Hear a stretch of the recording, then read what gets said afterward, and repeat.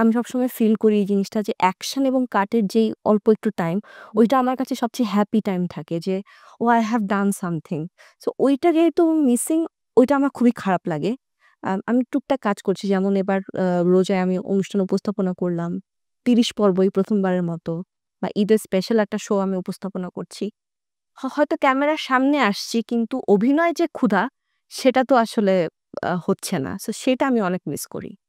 বড় পর্দায় একবারই দেখা গেছে এবং একবারে রাজিমা যেটাতে বলে দেবী, যে অ্যাক্টিংটা কেউ ভুলতে পারেনি। ইনফ্যাক্ট দেবীর সময় আমি তুমি ফ্রেন্ড ছিলাম না। তখন একটা মানে ভক্ত বা এই মেয়েটার অভিনয় খুব ভালো লাগের জায়গা থেকেই তোমার সাথে দেখা। কিন্তু তারপরে আর কেন একেবারেই ব্যাটে বলে মিলছেই না, বা নাকি একটু আগ্রহ কম দেখাচ্ছ সিনেমার দিকে?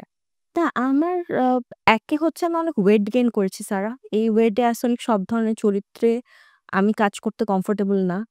আর আর ডিরেক্টররাও একটু নিশ্চয়ই এভাবে চিন্তা করে নিবে। কিন্তু বাংলাদেশে আসলে মানে সিনেমার ক্ষেত্রে বা নাটকের ক্ষেত্রে সব ক্ষেত্রে যেটা হয়, মূল চরিত্রকে ধরে সব গল্প লেখা হয়। এখানে আসলে সাপোর্টিং ক্যারেক্টার বা অন্য কোনো ক্যারেক্টার যে ইম্পোর্টেন্ট থাকে, ওগুলাতে ওই ক্যারেক্টার গুলাতে এমফাসিস দেওয়া হয় না। যার জন্য অনেক ছোট চরিত্র আসলে আমার মনে হয় যে না, আমি করতে চাই না। একটা তো ইমপ্যাক্ট থাকতে হয় হুম। গল্পে। এটা হচ্ছে একটা বিষয়। আরেকটা বিষয় হচ্ছে, এরপর আমার কাছে আরেকটা সিনেমা এসেছিল যেটাতে আমি অভিনয় করতে চেয়েছিলাম, ফিক্স ছিল। কিন্তু আমি অফিস থেকে ছুটি পাইনি।